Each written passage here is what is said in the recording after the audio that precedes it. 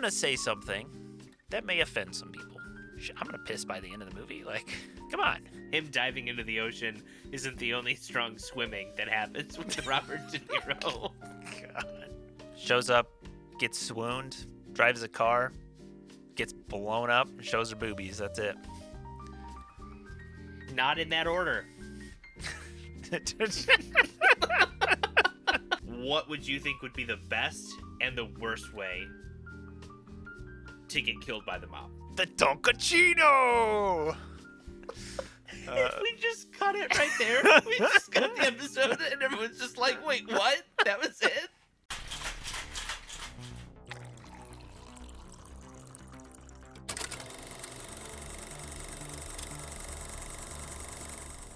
Welcome back to Cocktails and Classics, or welcome if it's your first time. I'm Dylan. Joining me as always is Ben.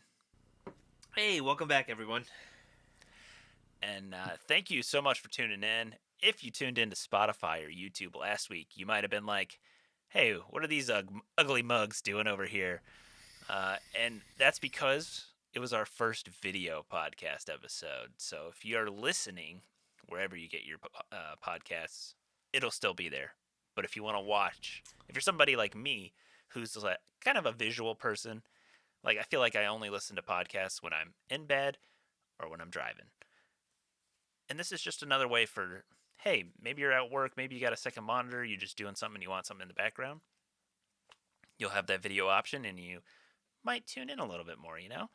Or maybe you've been listening and you're like, what do these guys look like? Because I've got a vision of what they look like in my head. And boy, am I ready to be disappointed. Here we are. And here we are. So this is our... I would say the other one was kind of like our trial. This is like the first official video one. You pulled a bit of a fast one on me with the last one, mister. Do you mind if I clip it and send you some clips to test out? Yeah, no problem. That's cool. Next day, open YouTube app. Boom. There's just a whole hour-long video of me on YouTube that I was not ready for. So congratulations, America. The world. Well, I needed to learn how to edit the video, so we just went ahead and did that, and then I was too far into it to be like, let me just go back to editing audio only.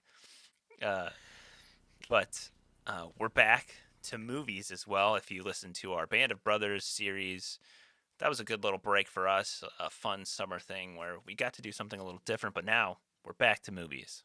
Before we did Band of Brothers, we did the number 1 movie on IMDb. We're back to do the number 2 movie on IMDb, The Godfather. And to kick things off and get everybody in the right mood, we're going to do this week's cocktail. Super original title, The Godfather. Ooh. What? This is a classic Cocktails and Classics meme here. But is it a cocktail if it's only 2 ingredients? According to liquor.com, it is. The Godfather is a 1970s era drink named after the movie. It fell out of fashion after its peak in the 70s and 80s, and it's not common to find in most bars, but it remains a fantastic example of the breadth of flavors that can be coaxed out of a simple 2-ingredient cocktail. It is 2 ounces of a blended Scotch or bourbon and a 1/4 of an ounce of amaretto. And you'd stir it in a mixing glass with ice to cool it down. You drain it out and pour it over a big rock. It's a sipper. I got one here. It's pretty good. I don't hate it. I'll say that much. And it honestly, I don't really love Scotch. It's not bad. It's not bad. The amaretto, I think, is just a little sweet enough. Adds a little more complexity to the flavor to where it's not just like drinking straight Scotch. I mean, mine's probably a little watered down. Because it's been sitting. I made it before the episode. But, yeah. I don't mind it, honestly. I mean, old fashions have grown on me since we've done this podcast. I wasn't really ever a bourbon guy, but no, this is pretty good. I would add it to the repertoire. If anyone has been listening to this podcast since the beginning and has tried most all of the cocktails, and you're not a whiskey or a Scotch or bourbon person at this point, I'm sorry. You're it's never gonna happen. It's never gonna happen for you. I'm terribly sorry for your luck, but no, We it's had a never we had a never gonna be the gin case. phase for a while, but it's sometimes a little whiskey heavy on the Hey, podcast. hey, the podcast might have had a gin phase. I started a gin lifestyle.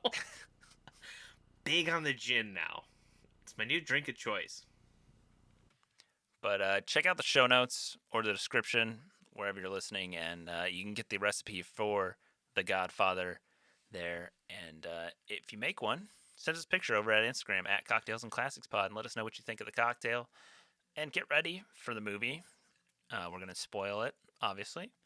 The Godfather is not available anywhere as of recording, but uh, The Godfather is a 1972 gangster, epic, crime, drama, tragedy film directed by Francis Ford Coppola, written by Francis Ford Coppola, and based off the book by Mario Puzo. It's about Don Vito Corleone, head of the mafia family, decides to hand over his empire to his youngest son, Michael. However, his decision unintentionally puts the lives of all his loved ones in danger. Not a great description, I'll say that. But I don't know that I agree with that description. I this don't is the think that IMDb description description. fits at all. The IMDb's wrong. I think that description is what happens later in the movie. It is in no way the the plot of the movie. It's kind of Yeah, like the IMDb description is the last 30 minutes of the movie. it's Maybe the 45. effect of the cause of the first half of the movie. Yeah. Currently sits at a 9.2 out of 10 on IMDb, making it the number 2 rated movie on IMDb's top 250. It won 3 Oscars: uh, Best Picture, Best Actor in a Leading Role for Marlon Brando, and Best Director. No, sorry. Best Writing Screenplay based on material from another medium. It was nominated for Best Director, Best Actor in a Supporting Role for James Caan, Best Actor in a Supporting Role for Robert Duvall, Al Pacino Supporting Role, Best Costume Design, Best Sound, Best Film Editing, and Best Music Original Dramatic Score. Okay, so let's have a conversation. Do you think Pacino should have been considered as a supporting role? I almost think Brando was more of a supporting role than Pacino's was. If I'm gonna be honest with you, I don't know if there is a lead role in this movie. Well, I was also going to say that. I think this movie focuses on kind of 3 main characters, Yeah. and each of them are kind of the head of the family in the perspective parts of the movie. Going from Vito in the beginning to the point where Vito is then shot. Spoiler alert, I guess. At this point, if you've been on this journey with us and you're shocked that we're spoiling a movie from the 1970s, get over yourself. And then I think Sonny kind of steps into the lead role. James Caan kind of is the lead actor for kind of the middle of the movie. And then it kind of baton passes over to Al Pacino as Michael for kind of the end of the movie. And kind of throughout that point, they each kind of cycle, in the beginning part of the movie, both Al Pacino and James Caan are kind of like the secondary characters. Once Sonny takes over, I mean, Marlon Brando's really not in the middle of the movie, but Al Pacino kind of becomes the main supporting actor. And then after Sonny's death and Michael becomes the head of the family, Brando kind of steps back in as the supporting. I guess really the only main supporting actor is Robert Duvall throughout the entire movie. Yeah. Well, so reading, it says Pacino did not attend the ceremony in protest of perceived category fraud, as his performance reflected greater screen time than that of his co-star Marlon Brando. Pacino believed that he would have received a nomination for Best Actor in a leading role. So I guess Al Pacino agrees with you. Um, Ooh, did that cause any friction? I I don't feel know, like but that's got to be a. this is also the one where Brando didn't show up, I was to say, is this and the one that Brando also sent the yes, Native American the girl Native to accept on American, his behalf? yes, yeah, Okay, cool. Sacheen Littlefeather. Yeah. So really cool story. We've talked about the fact that I was in DC a couple weeks ago. We did do the Native American History Museum, and Mm-hmm. there is kind of a section on Marlon Brando's like work with the Native community during um, that time, because it was the big like the fishing rights. I don't want to get into the whole thing, but there was a whole issue with. Almost spilled my drink. There was a whole issue with fishing rights, and a lot of celebrities got involved in the politics of it. Marlon Brando being one of them, which was kind of interesting. Now going back and realizing, like, oh yeah, this is the one where he sent someone to receive on his behalf. So that was kind of a cool little tie together in life. Um, well, speaking of spoilers, Ben, um, I don't really remember much of this film. I swear I watched the whole trilogy when I was younger, like maybe high school or whatever, because it's one of those movies where everyone's like, "Oh, you haven't seen The Godfather yet? Like, you gotta do it." So I feel like I watched one, two, and three. I didn't remember a ton. Obviously, I remember the big like pop cultural things that all seemed to happen within the first 30 minutes, and I was like, "Wow, this is where that was from. Wow, that happened this quick into the movie." Um, but the whole time I was thinking to myself, I don't know if you listened to Run the Jewels at all, um, but Killer Mike has a line in one of the songs, Legend Has It, where he says, "Your life can end like in Godfather 1. You get the gun as I christen my son." And so I was like, "Oh man, how's the movie gonna end?" And then I was like thinking of that line, and I was like, "Fuck, he's spoiled. He spoiled the end of the movie for me." So guess I know what happens when the baptism's happening. But that was just like a funny thing that was like going on in my head the whole time, and I was like, oh, he's gonna become the godfather of the baby. Oh no, the line from the song. I okay, so yeah, I was the one who had never seen this movie. Um, I'm definitely I'm familiar with the kind of the overall aspect of everything. Um, I didn't know as much about the kind of side characters. I knew James Caan was in the movie, but I didn't know he played such a big part in the movie. I did not know Robert Duvall was in the movie at all. I did know.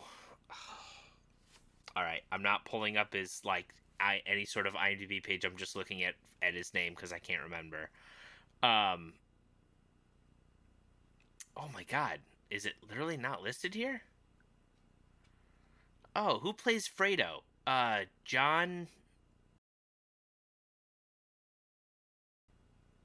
I didn't Oh realize. God, he's the one that's in the movie. He's in the movie with Pacino. Dog Day Afternoon. Oh, John Cazale. Uh, John Cazale.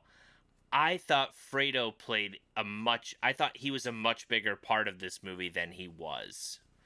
I was Yeah. expecting him to be a bigger part than just kind of like he's there in the first like 5 minutes, and then you don't see him again until like the last half hour, and even then you see him for another like 5 minutes. But I'm guessing the quote that I always remember must be from a future Godfather movie. I'm guessing it's from the sequel.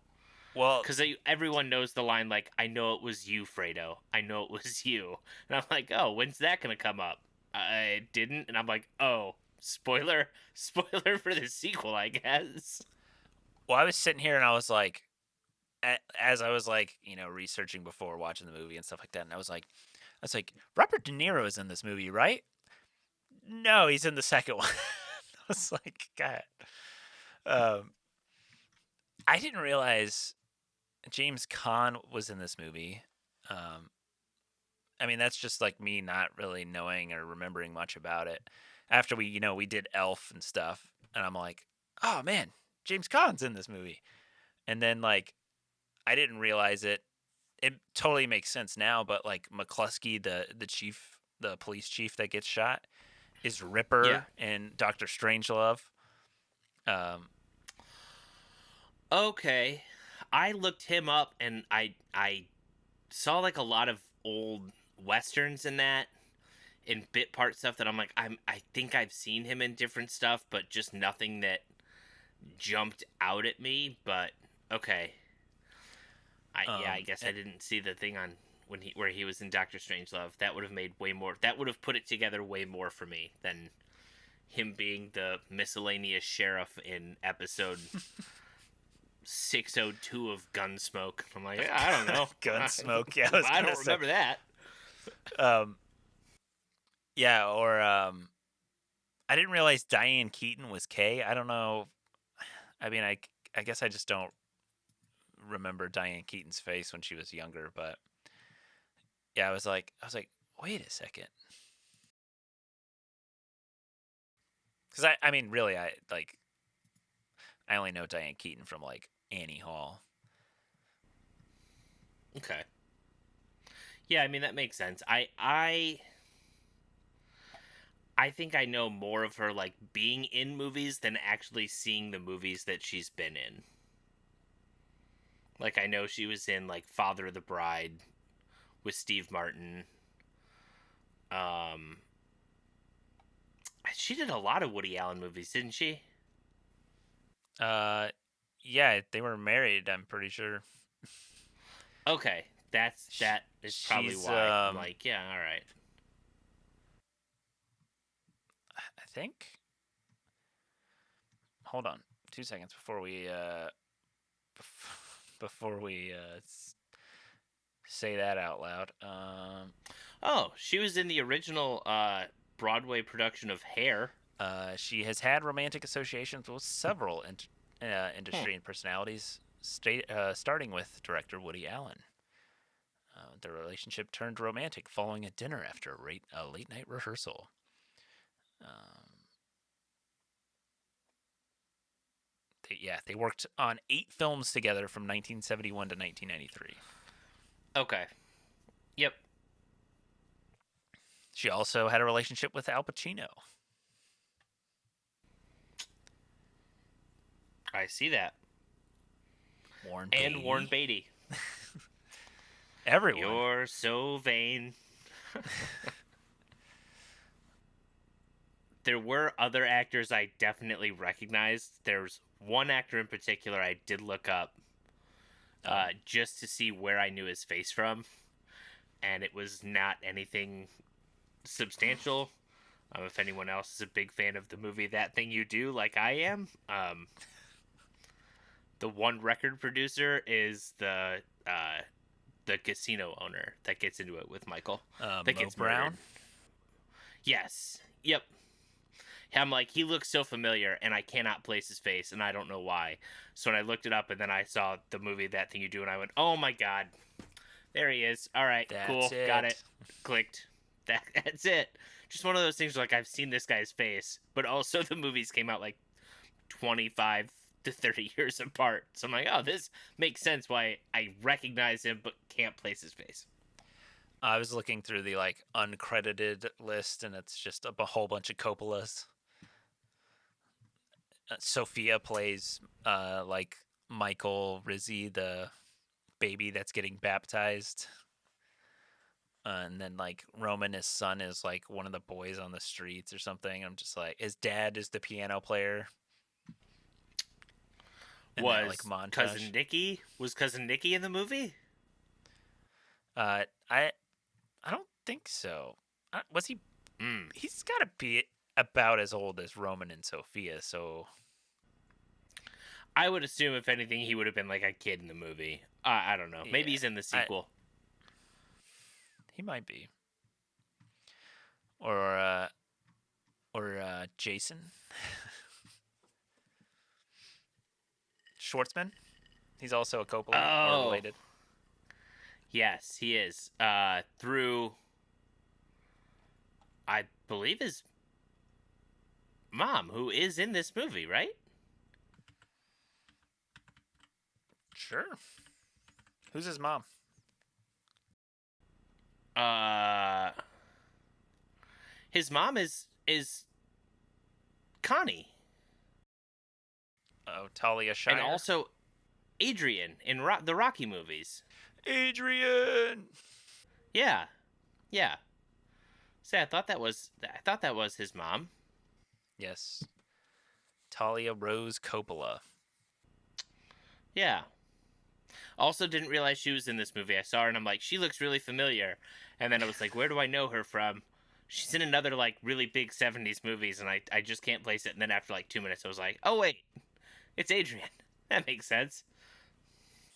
Okay. So, we'll get into the movie now. We'll talk about Connie here, right? Um, All right. man, how I understand the movie is about bad people who do less than legal things, right?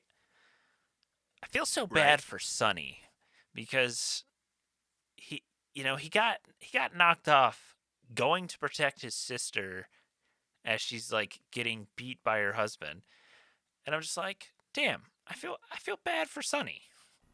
Like he is like kind of a warmonger and has a hot temper, but at the same time, like he didn't deserve that. He was kind of a good guy sometimes. I mean, I'm sure he killed people on his own, but Oh, I mean, look, no one in this movie innocent. is yeah, exactly. There's no innocent people in this movie, but Okay? I kept yeah, Kay, although let's be honest, I think Kay we're going to dance around Understands what the business is. at the end of the movie, I think Kay is willing to accept the answer that Michael had nothing to do with anything. I think she knows for a fact that he did, and she's just like, well, he told me he didn't, so as far as I know, he didn't. And that whatever helps her sleep at night is what she's doing. Yeah. Personally, I think that's kind of how I view it. Um, but Well, I was that going to could just be say, me. so when I talked to Zach about this movie, because I sent him a funny thing and I was like, we're trying to tempt you to get back on the podcast. I sent him a thing about the Godfather, and he was like, "This movie is perfect, perfect exposition. There's never a down moment in the movie. Like every scene and everything adds something to the movie." And I was kind of like, I don't really agree.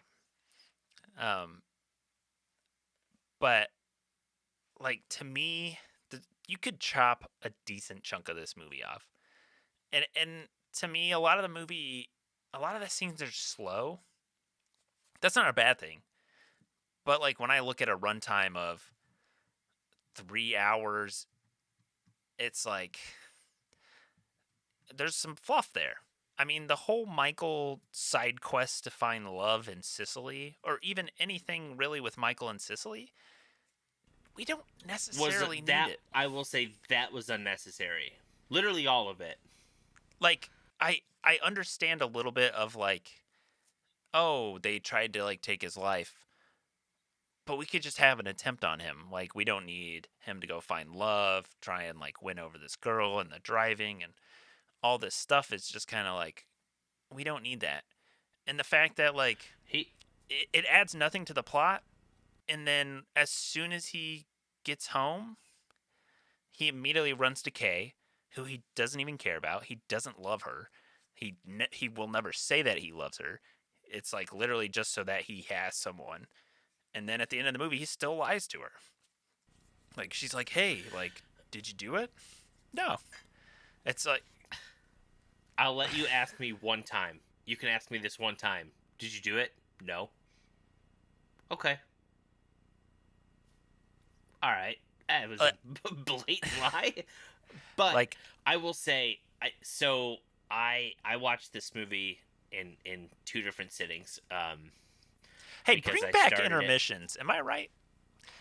Well, I started it last week, and I'll be honest, I got into it, and it finally got to be the point. I got a late start, and finally I was like, it's almost midnight. I need to go to bed.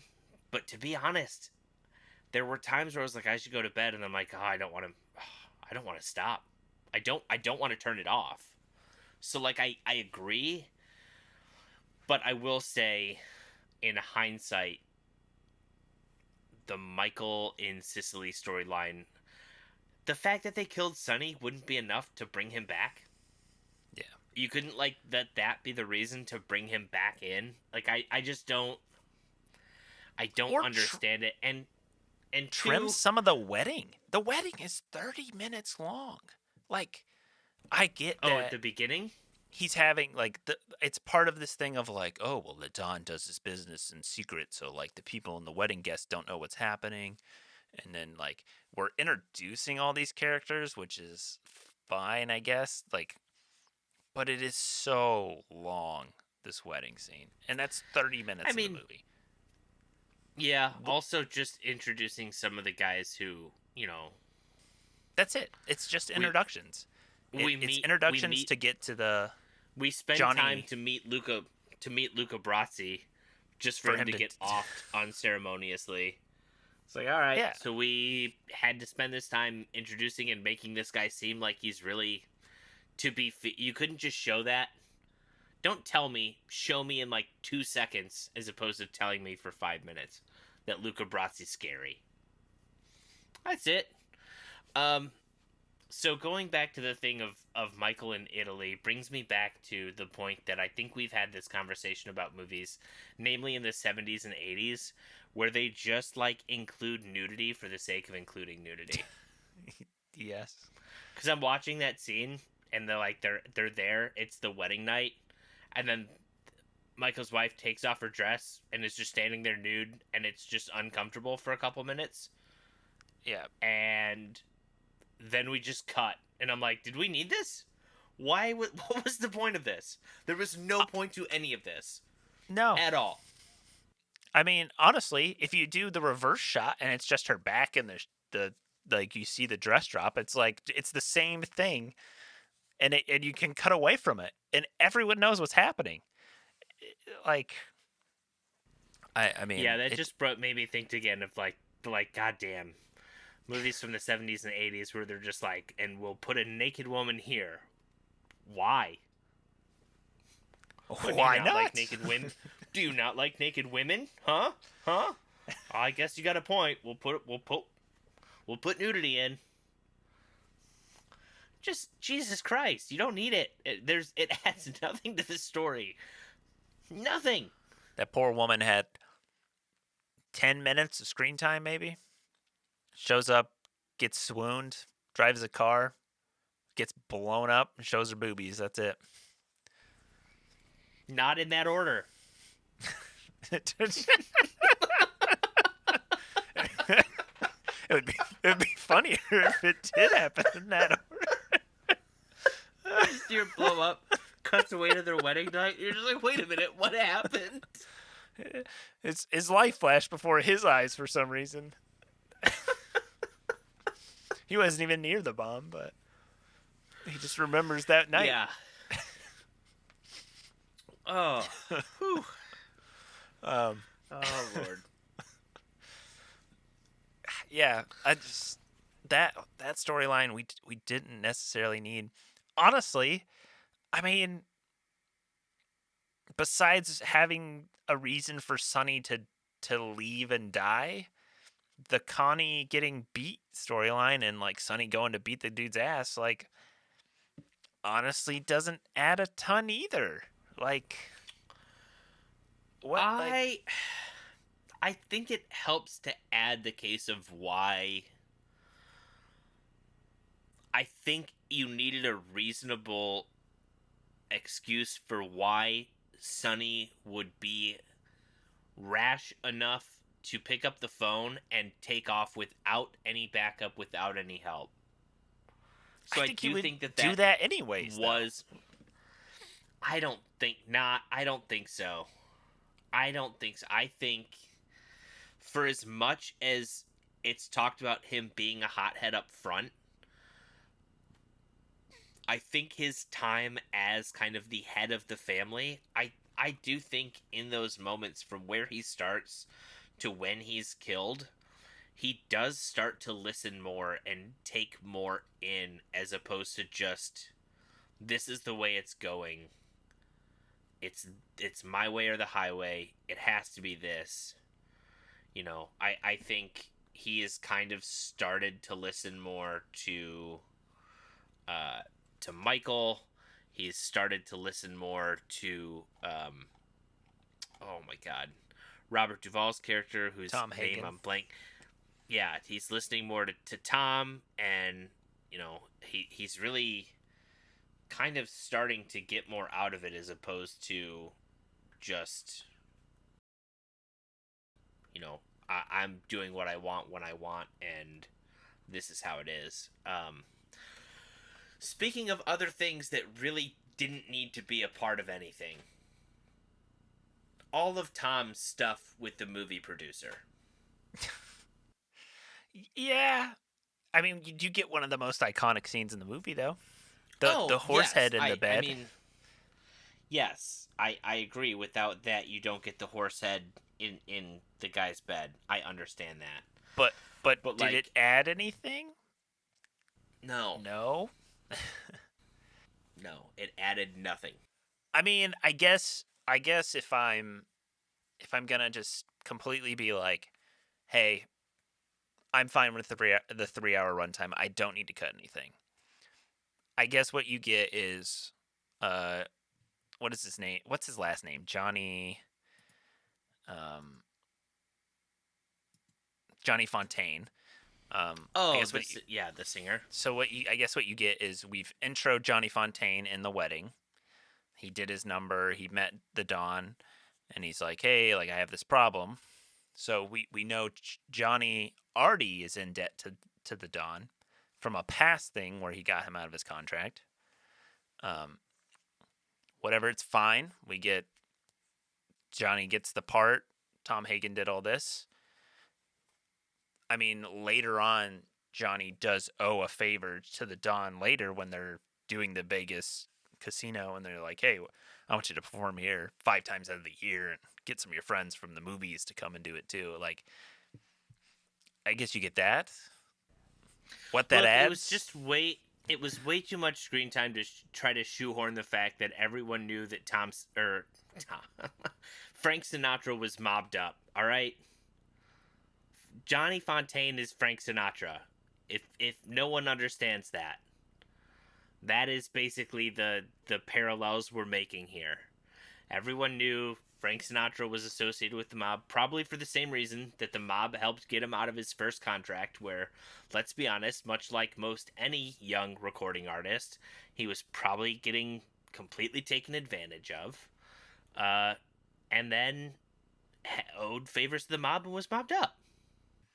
Also, the fact that the whole thing with the movie producer is like, oh, he's perfect for the part.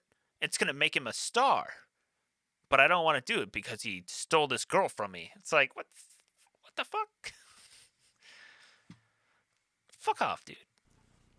Yeah, it's like I said, it's again a whole storyline that you could have just explained again. You already had it that he owed the family a favor. You could have left it at that. So when he needs to sign the contract that he's going to perform 5 times a year, or he's going to make his appearances at the club or at the casino, then hey, lest we forget what the family's done for you. There we go. The end. I mean, I don't think this movie. I don't want to say like I didn't enjoy it because I did. I love the movie. I even love the parts that I would say could be cut. I just do agree that there are things realistically. If a studio came in and was like, "Look, we love it, but we need to trim the runtime down," there are things that don't need to be there. There are things that do not add exposition to the film. Yes. That is my only thing. And I kind of mentioned it on the side a second ago. I talked to somebody last week. I'm like, bring back the intermission. Like this, Killers of the Flower Moon, Oppenheimer. We're in like 3-hour territory on movies. I remember going to When see it Peter pushes when it Jackson's pushes King 3 Kong. hours, when I it saw pushes 3 hours, you need to have a break. I saw King Kong when I was a kid. I went to the theater, 3 hours, 15 minutes to just sitting in the theater. I remember being like, "This is a long movie. Like, what the heck?" Like, I just there's a perfect this movie. Well, If it fades to black at points, throw up an intermission in there for 10, 15 minutes. If we're worried about the death of movie theaters, throw in an intermission. They're gonna go buy popcorn. They're gonna go buy beer and drinks. Like, get it, you're gonna get more concessions. Gives people a chance to use the restroom. Like, I'm getting old, man. I can't sit through a 3-hour movie, especially if I buy a beer at the start. I'm gonna piss by the end of the movie. Like, come on, yeah. give me a little Yeah, intermission and here. then when you have to go to the bathroom, you're sitting there the entire time like, is this important? Yeah, Can I miss this? exactly. Am I going to be super confused later?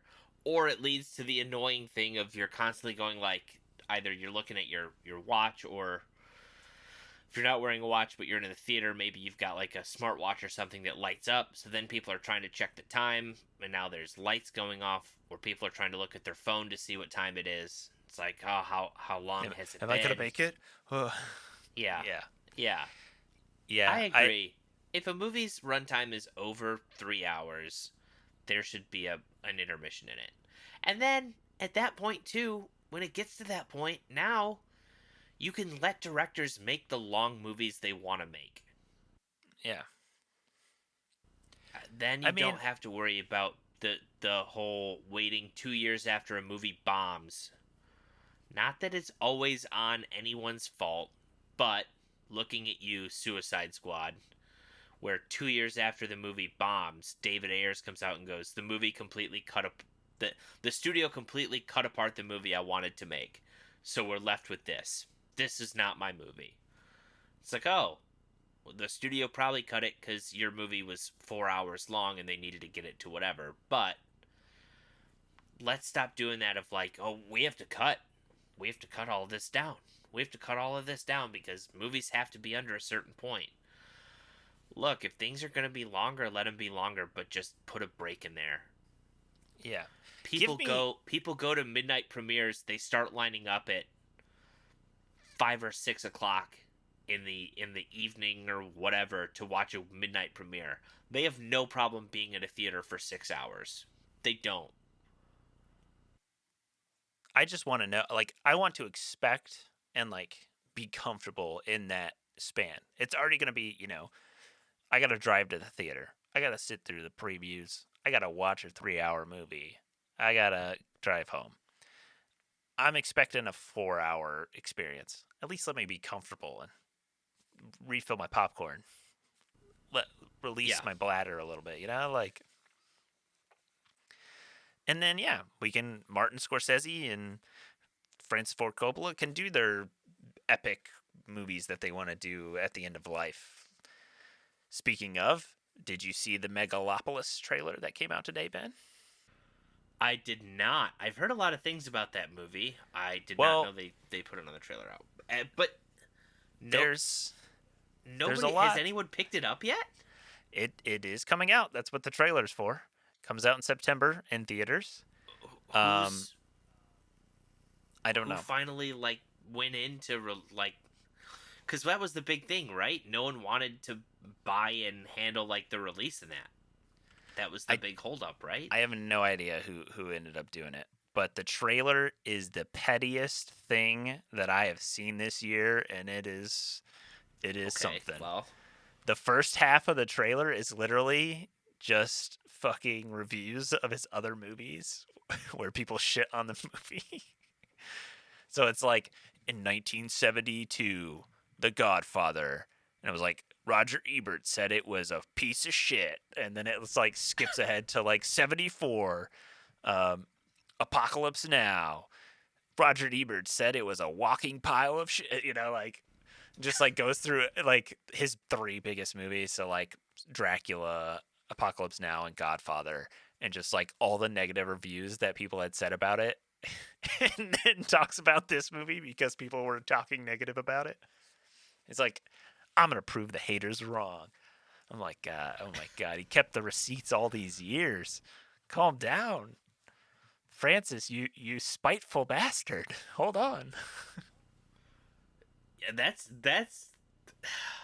a bold move, man. It's a bold strat. Because if this movie does not pan out, oh my god, people are going to absolutely, 100% there's going to be a million different memes that come of the fact that the trailer had all of those receipts.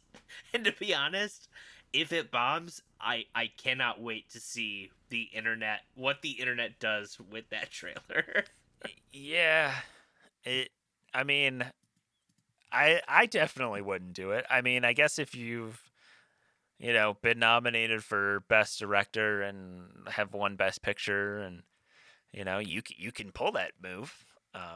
I definitely wouldn't. Well, and I mean at this point you're talking, I mean, he's also been writing that movie God. for like 30 or 40 Let's years or say, something at hasn't he this been point. trying to get that movie done for a really long time? Yeah, I think he's. I read something earlier today that was like he's been working on it since I want to say the 80s or 90s or something, and I then mean, like when 9/11 happened, he was like, "Oh, it's not gonna like I can't make this movie. It's too similar or something." It's like something weird, and so like he put it on the shelf, and then finally he sold part of his vineyard to finance this film. So yeah, I mean, I and who knows? I realistically at 85, this is also probably the last movie he's going to do. yeah, I mean, Not in has he? a negative way, or like a, he's for sure done, but like I can't imagine the toll that it takes, that, you know going through all of that to then go through directing another movie. I'm sure is probably the last thing he wants to do after the struggle it was to get this going. Well, I mean, he hasn't made a movie since like 2011, so and then it wasn't Yeah, good. right. That It was has a 4.7 on IMDb. So it was apparently very well received in France. the movie, Yeah, it says, according to Wikipedia, it received critical acclaim in France, but mostly negative reviews elsewhere. Cough, cough, interesting. everywhere else. Okay, And then that's basically in 2015, Coppola stated that he was done. He didn't want to make, quote, factory movies anymore. He'd rather just experiment and see what he could do. And little by little, the commercial film industry went into the superhero business, and everything was on such a scale with big budgets because they wanted to make big series of films. I was no longer interested in to put the extraordinary effort in that a film takes nowadays. So yeah, I'd imagine that at this point now, this is it, that's that's probably it. man. We're really making it to the end of a generation here. I feel like it's good. I Okay, feel like this it'll is be kind of sad. interesting. Apparently, had Mario, oh god, I don't know how to pronounce the last name, Yeah, Puzo, Puzo. had he not died before they had the chance to write the film, before they had the chance to finish the film, that there would have been a Godfather Part 4. I also saw that. Andy Garcia has claimed that it was nearly made. They nearly made it. I feel like we're gonna get there's it's gonna be sad soon. We're gonna get to the end of this era where I think they're called like New Hollywood, but like Coppola's 85. David Lynch is getting old and said he might not be directing anymore because he has I thought there uh, was some sort of medical thing lymphoma, that I said think. he wasn't. Yeah, Yeah. I just saw that. Scorsese's getting old. I feel like we're gonna get to that point where these guys are gonna start retiring. I mean, Well, I mean, Scorsese's still going. He's still directing. I saw Robert De Niro dove into the ocean the other day for his birthday. So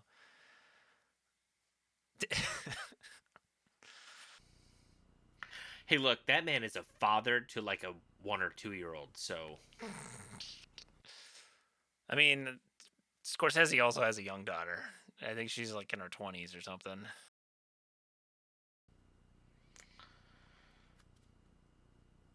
20s is one thing.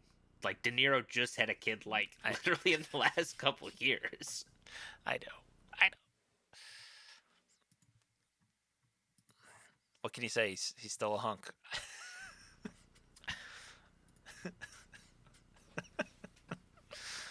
uh,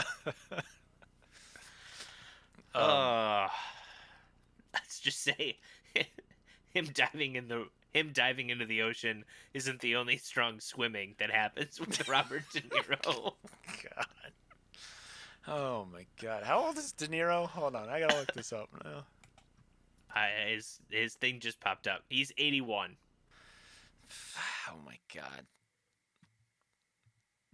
Could you could you imagine having a child at 70 or 80? No, Like, no, we're we're both talking about having. We're we're on our both way. we're I'm both due to get recent a dads. second child coming in February. Do you know how tired I already am thinking about it? Yeah. I have a son now who sleeps through the night and it's fantastic. I'm not ready to just lose sleep again. To go back in time to to the every 2 hours or Yeah. 3 hours sleep schedule. Now don't get me wrong. I'm sure Robert De Niro probably has people that he pays, or he also has I believe the mother of his most recent child is younger, so probably a little bit more able to take on some of that. Um, but He was I cannot 79. think of. So it was 2 years ago. The oldest father on record is 101 to a 38-year-old woman.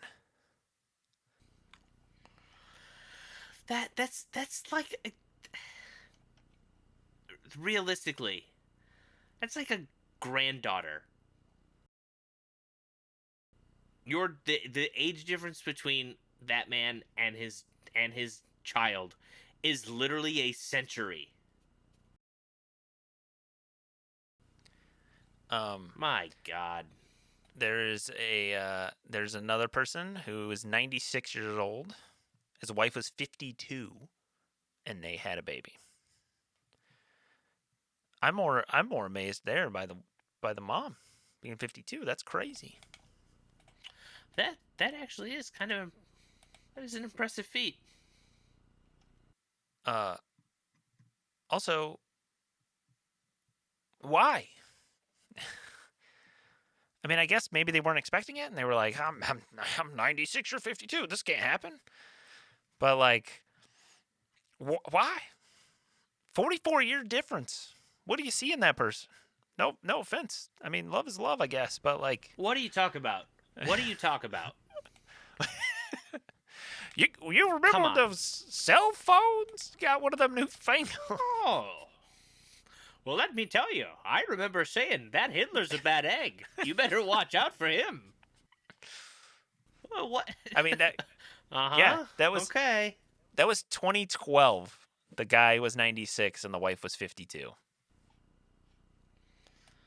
So she was born in the 60s and he was born in fucking what the 20s. All right. Well, at least Robert De Niro's latest baby mama 45. Girlfriend, 45. I'll be honest, I was expecting younger. Yeah, same. I was expecting the whole like Mick Jagger dating like Hey, Al 19-year-olds Pacino, our thing. boy, also on the list. 83 years To say old, didn't didn't 29. he also just recently have a J- child? June of last year.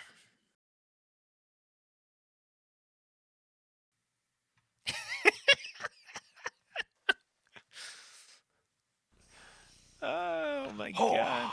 53 years, 53-year age difference. Money can do some crazy things, my guy.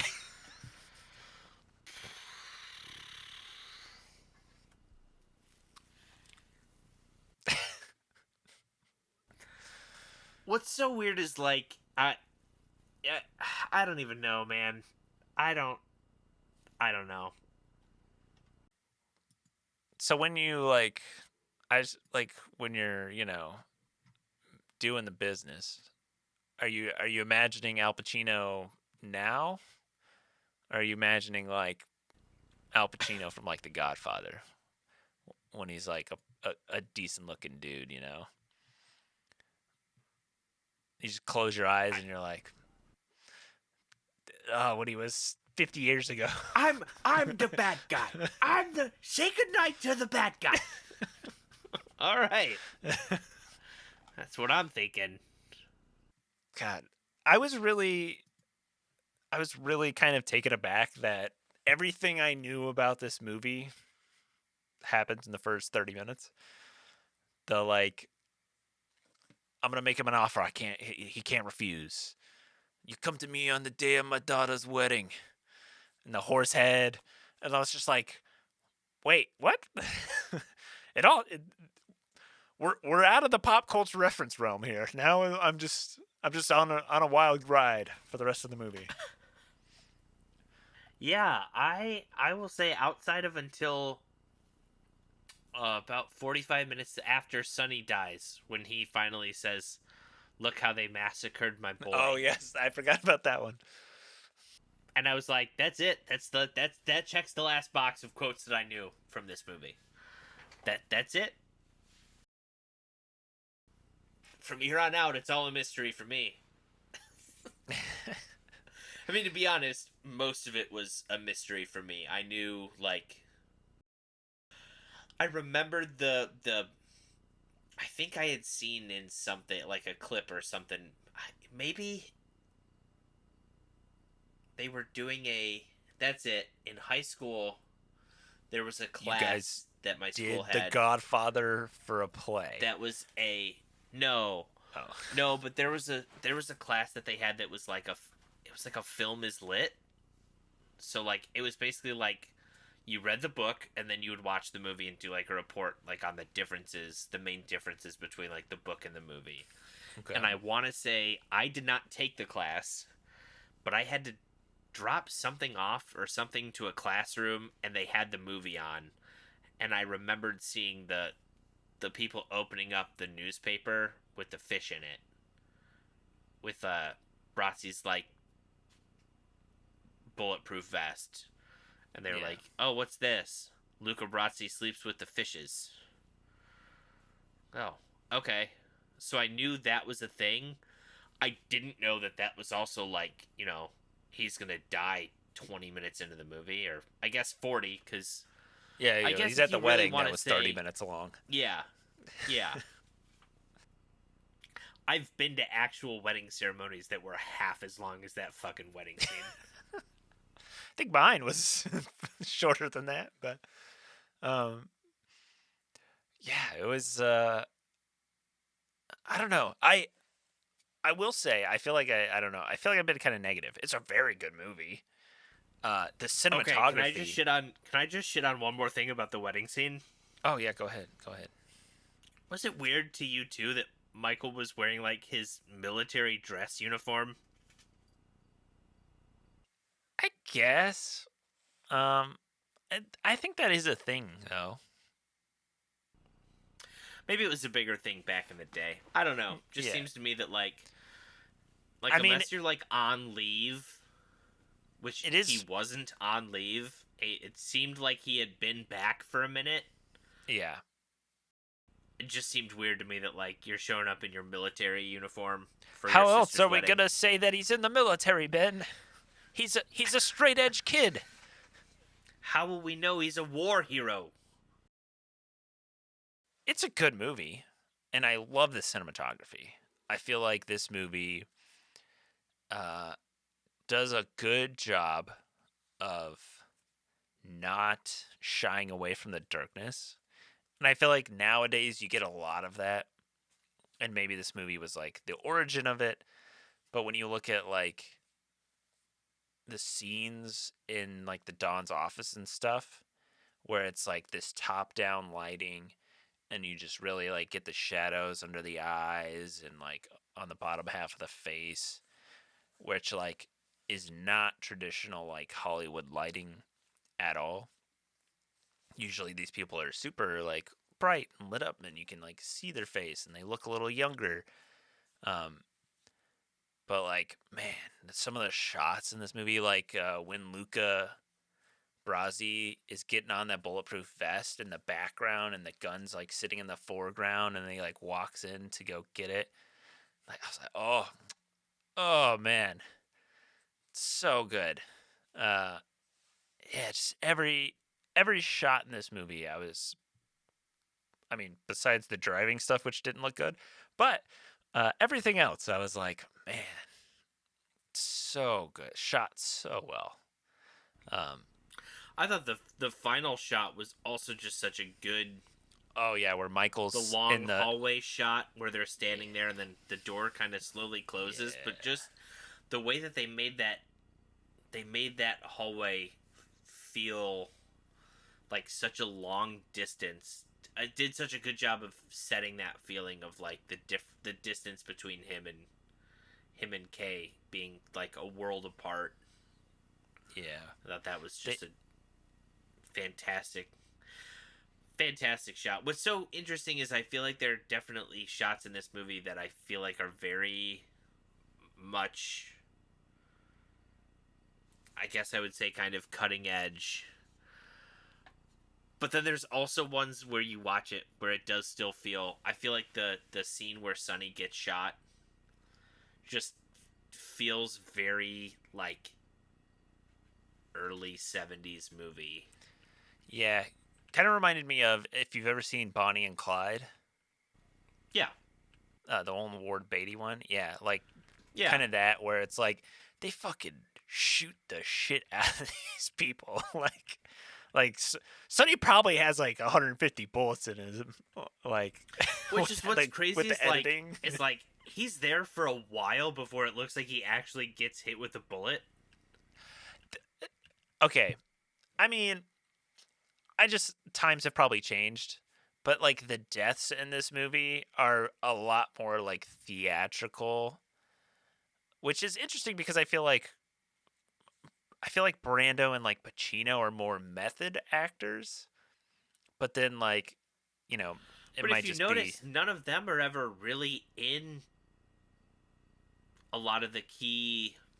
yeah, like Like, I mean, where Michael shoots the two, the police captain and the mafia boss, like he just kind of shoots them and then walks away, drops the gun and leaves. There's not really a ton of like the over when Brando gets shot in like the car as he's running towards the car is a little more, but yeah.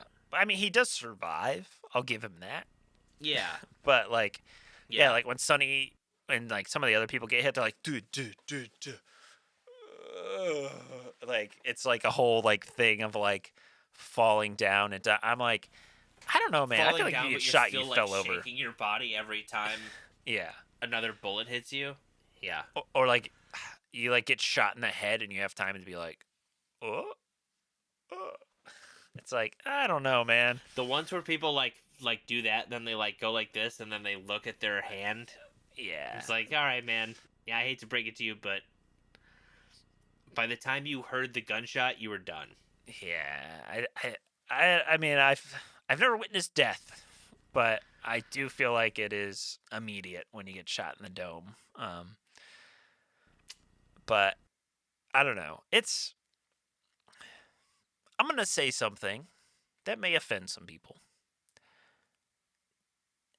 I think this is a really well made movie, but do I think it's the best like mob crime movie of all time? No, I don't think so. I'm thinking like Goodfellas. I would watch Goodfellas before this. Goodfellas was so good. I mean, this is good. It's long, and I don't. I think the tone. I'm gonna say tone, but overall, I guess I would say vibe of Goodfellas. I think lends itself to rewatchability Yeah, more than The Godfather does. The Godfather, I feel like, is a bit more. it's It's like a a bit more drama. serious. There is not a lot of levity. Where, like, I Yeah, mean, even Goodfellas in some of the most dramatic moments, where the scene with Joe Pesci where he finds out he's getting made. And yeah, he's so excited, and he walks into the room and it's empty, and you just hear him go, boom. yeah, And then he's like, even that moment where it's something serious going on and something happening has that twinge of levity to it where you're like, oh, wait.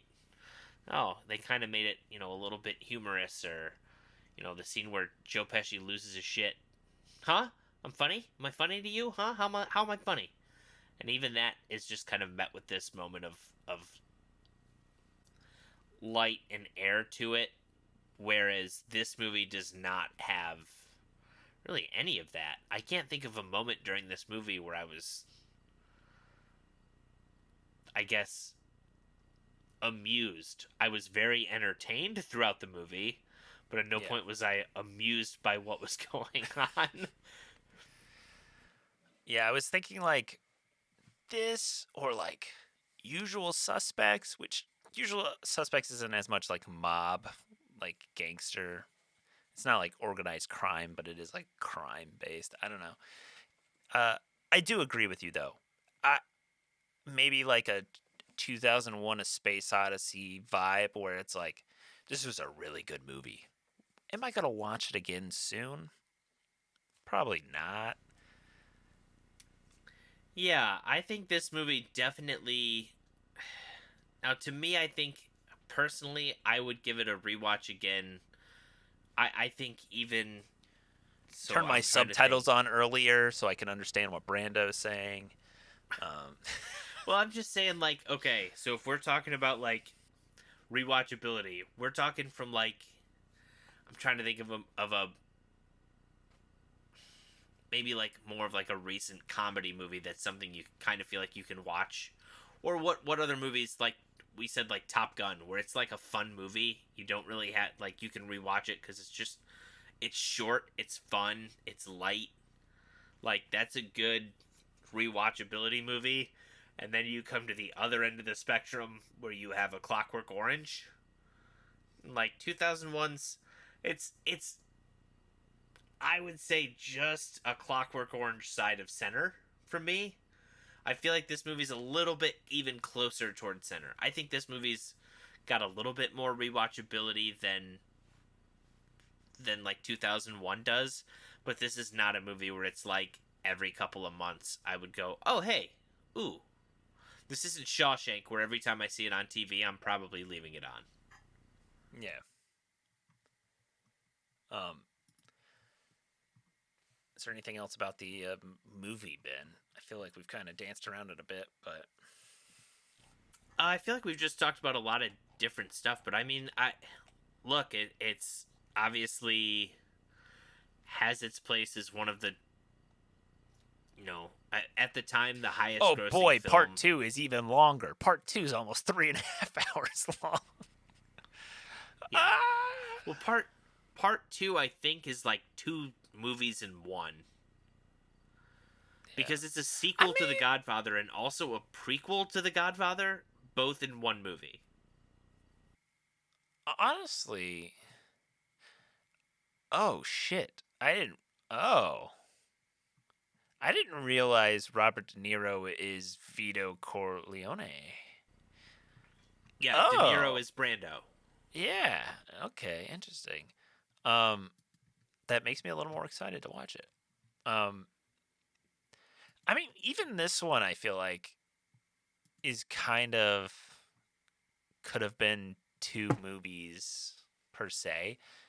Like, I feel like up until Michael takes over, almost could have been like its own story of like, you know, Vito leading the pack until he's done, and then Michael takes over, and it's Michael leading. You know, but yeah, I am very excited to watch the second one, especially since people are like, "Oh, the second one's better." Will it take me 2 to 3 sittings to watch it? Probably. It's hard to find 3.5 hours, let alone three. But uh, I definitely am not excited to watch three. I've heard three is not as good. I will probably pass on 3. I've heard it kind of is a little bit of a letdown, so maybe I'll just leave it at 2. Um, ooh, here was a question I wanted to ask you. Okay. Go ahead and YouTube clip this. Okay. Of the graphic scenes of death that we see in the movie, Okay. what would you think would be the best and the worst way to get killed by the mob? Um, Because I know the worst way. The worst way, I'm 100% sure I already know what my vote is. I mean, I feel like worst is gonna be strangled.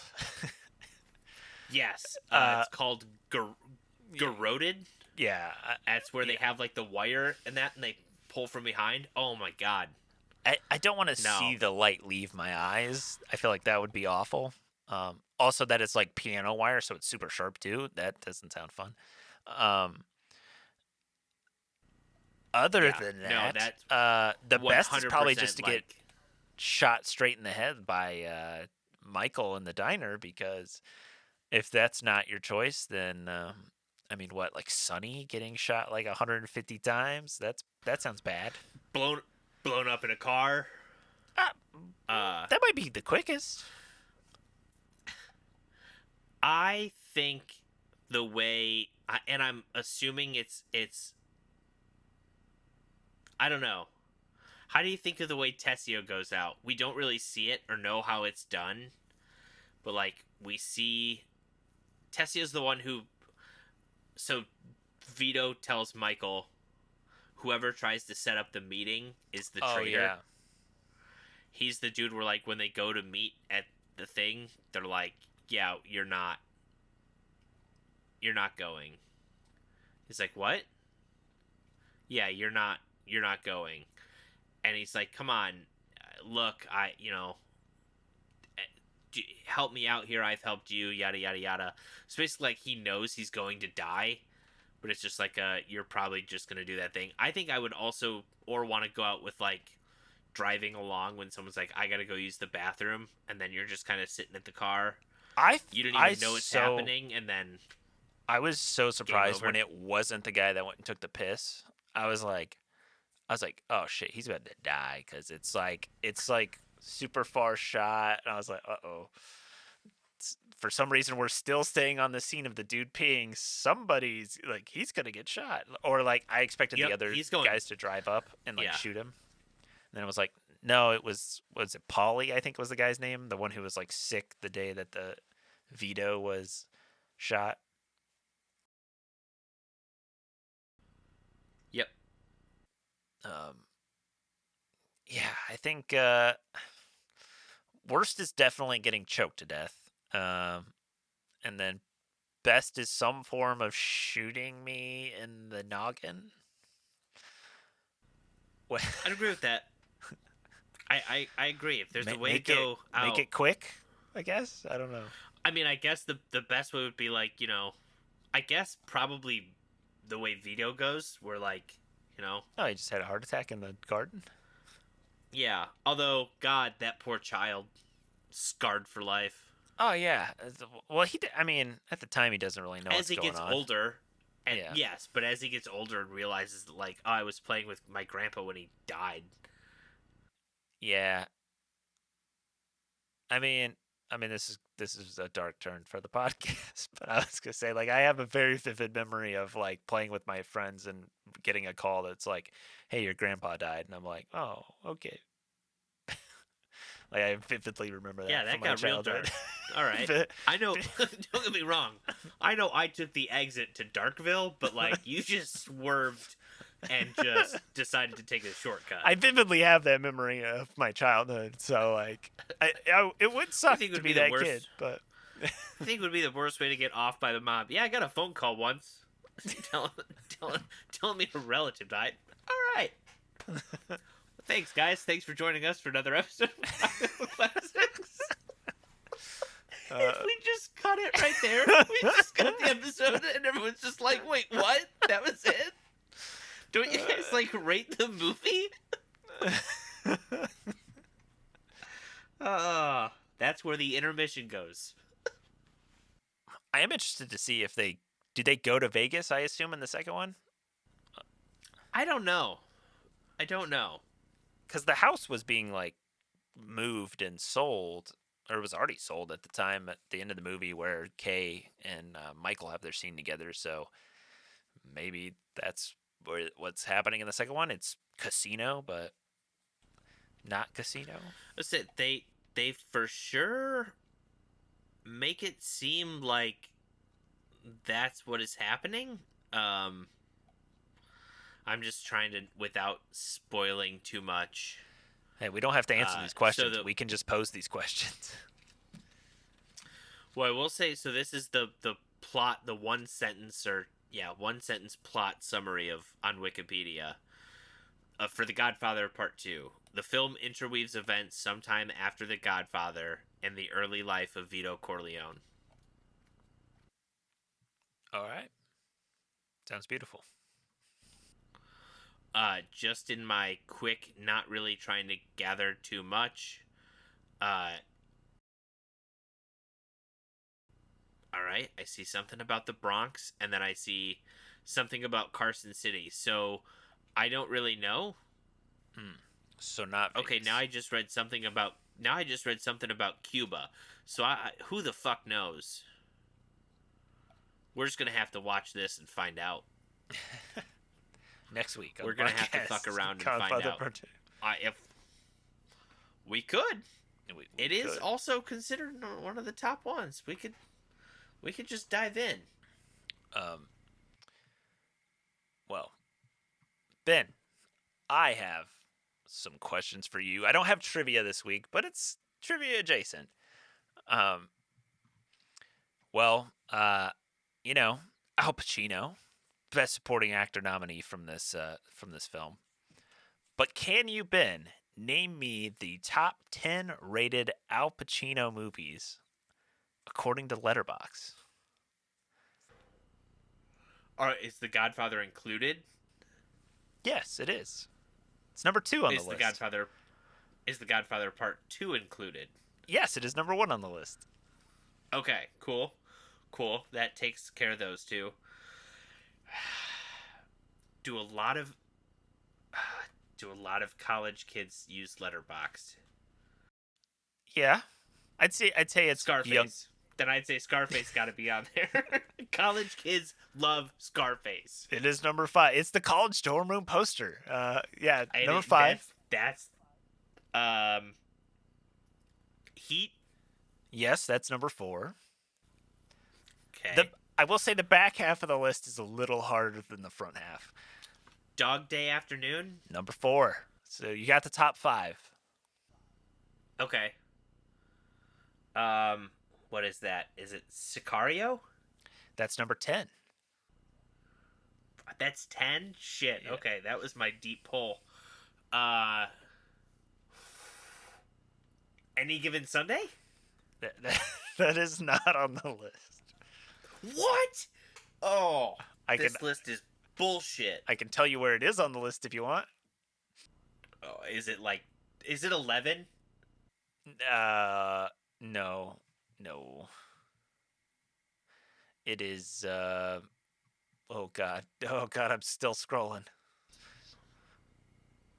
Do people just not realize he's in that movie? It's He pretty. he. Okay, It's look, pretty low, the Ben. movie itself, the movie itself isn't great, but Al Pacino is great in it. Uh, Jesus Christ. Oh God, what other Al Pacino movies would be? I'm not even gonna say it. It's such a terrible answer. If it's on there, it doesn't deserve to be. Dick Tracy. How low on the list is Dick Tracy? It's Uh. gotta be at the bottom. Well, no. You know what's on the bottom. You know what the bottom two are, Ben. I hope. I'll give you bonus What points if you really? can tell me the bottom two movies. At this point, What bad? What didn't he do some sort of Sandler movie? the Doncachino. I I don't remember which was it. Jack and Jill? Was he in Jack Oh and Jill? yeah, with Jack and Jill. Oh my god! And Oh no!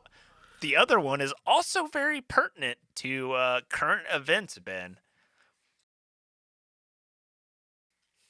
A certain power couple is getting divorced, and this movie. Oh, was it Geely? Yeah, that is the Oh second my worst movie on the god! list. Oh Jesus! But Well, shit. There goes my other two guesses for Pacino movies. okay. Oh, was he? I'm trying. I'd have to honestly look at a list. I'm blanking on So other one Pacino movies. one is a very recent movie, I will say. Came out in Very 2019. recent.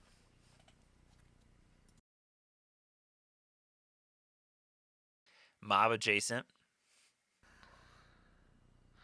The Irishman. Yep, that's number 9 on the list. Okay. Hold on. I'm looking at. I'm just looking at pictures of Al Pacino to see what he looks like through the ages to see if some of like the mid like 80s 90s things spark some thoughts here. Uh oh, Scent of a Woman. That's just outside the top 10. Oh my god. I think it's on the top 10 on IMDb, but Letterboxd it is 11.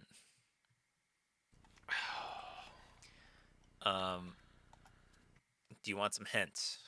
We can get there, Ben. I'll take him. All right. So, the number 6 film on the list, he stars alongside Russell Crowe.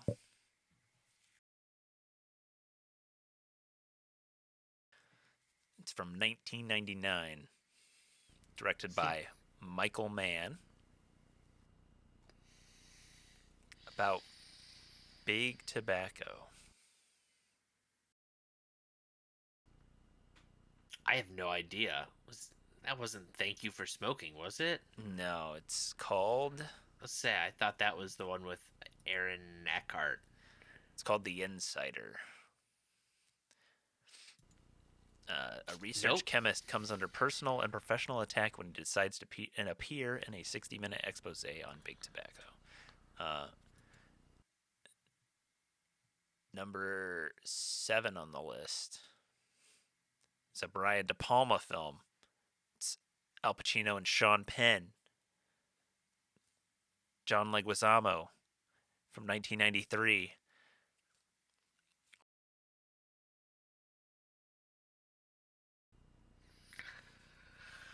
Oh God, this is gonna bother me because it's like right there and I can't think of it. Someone's Way. Oh, Carlito's Way.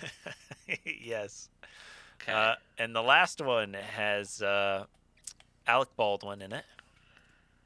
And Glenn Ross. Was he in that? Yes. Huh. Okay. Wow. Excellent pull at the end on the Glenn Ross, but yeah. I just I'm hey, I got the first 5 and number And 10 pretty yeah, quick. you So got like 6 or 7 of them pretty easily. But we watched a movie. Now you're gonna get 2 fresh ratings. Uh, so we're both members of the Goop Squad. Ben, do you want to go first? Or you want me to?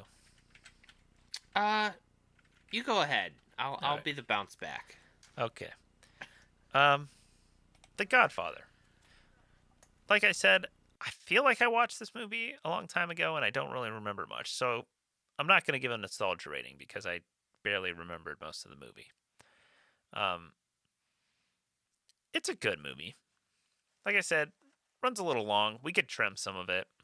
Not going to hold that against it. Beautifully shot, well acted. Uh, though you can't really understand anything Brando is saying, he does so well as Vito. Al Pacino and James Caan are great in this movie. Robert Duvall is fantastic. I feel like Robert Duvall is kind of like unsung hero, even though he did get nominated for an Oscar. I feel like he's just kind of like in the background, and it's just gonna subtly carry every scene he's in. Um, I think this movie is. I think it's really good. Do I think, like I said earlier, is it the best like mob and crime movie in my opinion? I don't think so. Um, do I think it's the number 2 movie of all time? I also don't think so. I think it's solid, really well made. But for me, I'm going to give it an 8 out of 10. I wasn't like just in love with it the whole time. I wasn't like enthralled in the story. Like, where are we going to go next? I don't know. For me, this one didn't just have that like total click. I can definitely appreciate it, and I can appreciate just the mastery that Francis Ford Coppola had with this movie, and this is probably his best film. I'm excited to see the second one to see where the story goes, and I've heard it. It's better than the original. So I'm excited to see that. But yeah, I don't know. It was a weird one for me. Maybe I just wasn't in the right headspace to watch it. But yeah, I liked it a lot. Didn't love it. 8 out of 10.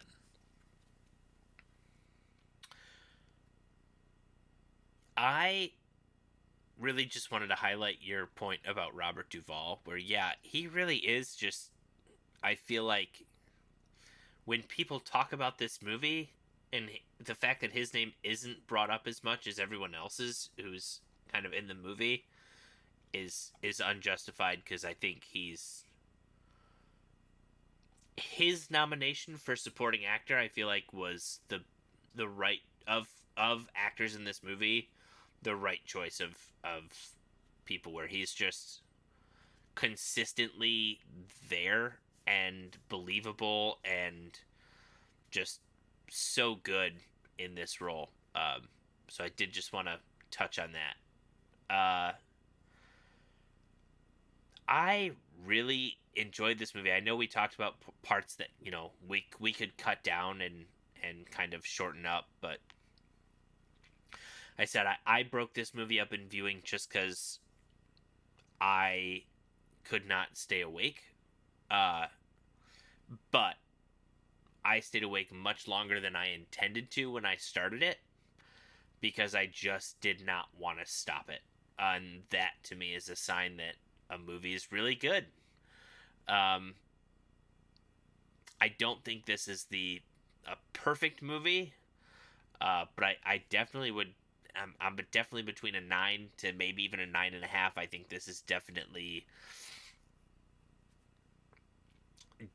a phenomenal movie. It kept me pulled in the entire time. Uh, I finished and immediately was like, man, I kind of want to just hit play on the second one and see where we go from here. Like it does a good job, and I'm sure it wasn't intentional that it was going to be a series, but it really does leave you wanting more when the movie ends, and that is always a good sign, especially when you hear that the sequel lives up to it. It carries it more as a second movie as opposed to it being just another oh people liked it, well let's just give them the same thing and change it a little bit for the sequel.